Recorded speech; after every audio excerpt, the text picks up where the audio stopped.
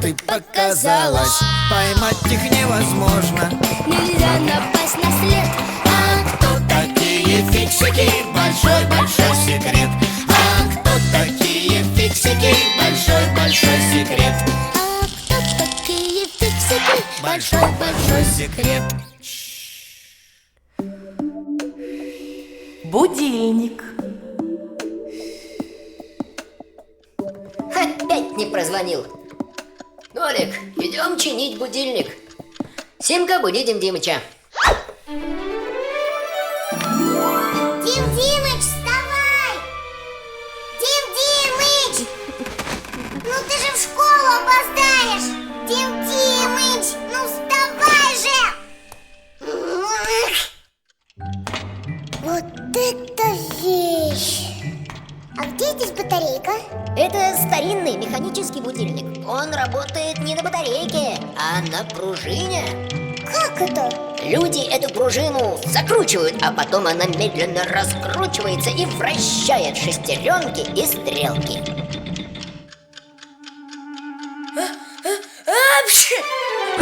Что? Будильник сломался! Бежим умываться! Дим Димыч, ты что, только встал? Пап, у меня будильник сломался. Все ясно. Перо в шестеренки попало. Нолик, помогай. И...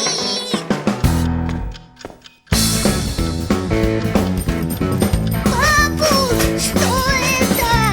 Похоже на землетрясение. И правда сломался. Давно пора это старье выбросить. Дим Димыч, я ушел. Не опоздай в школу. Хорошо. Где это мы? В мусорном ведре. И что с нами будет? Видишь ли, Нолик? Люди безжалостно выбрасывают неисправные вещи. Даже те приборы, которые еще можно починить, часто попадают в мусор. А мусор отвозят в жуткое, гиблое место — на свалку. Если в выброшенном приборе случайно окажется фиксик, ему грозит большая опасность. Моего дядю однажды выбросили на свалку вместе со старым телевизором.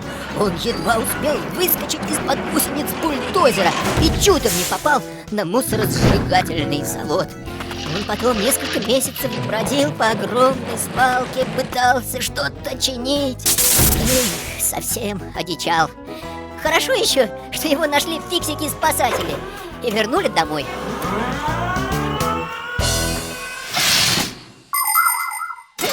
Не хочу тебя пугать, но мы рискуем попасть на свалку. Папа, я боюсь. Ой, а куда будильник делся? Может, его мой папа забрал в ремонт отнести? Ну там же Нолик и Папус.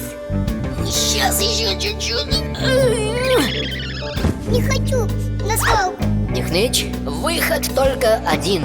Нужно починить будильник. А как? В будильнике, кроме главной пружины, есть еще одна. Эта вторая пружина стоит на тормозе и ждет.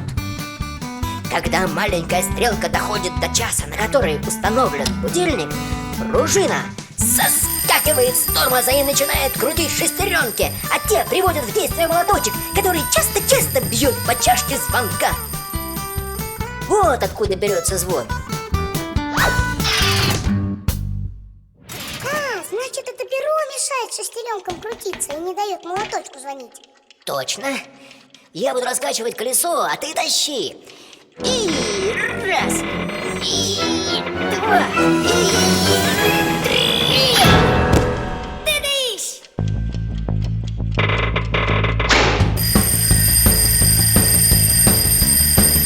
Симка, кажется, звонит мой будильник. Беги на звук, скорее. Ага, кто-то выключил звонок. Ой, и землетрясение опять началось. Нолик, Ноличек, я здесь. Нолик, на часы починили. А что с ними было? Перо в шестеренках застряло. И откуда оно там взялось? Ой, это, наверное, из-за того, что я будильник под подушку сую, чтоб спать не мешал. Так, значит, из-за того, что кое-кто не любит вставать по утрам, мы чуть на свалку не попали. Кстати, если этот кое-кто не поторопится, он в школу опоздает.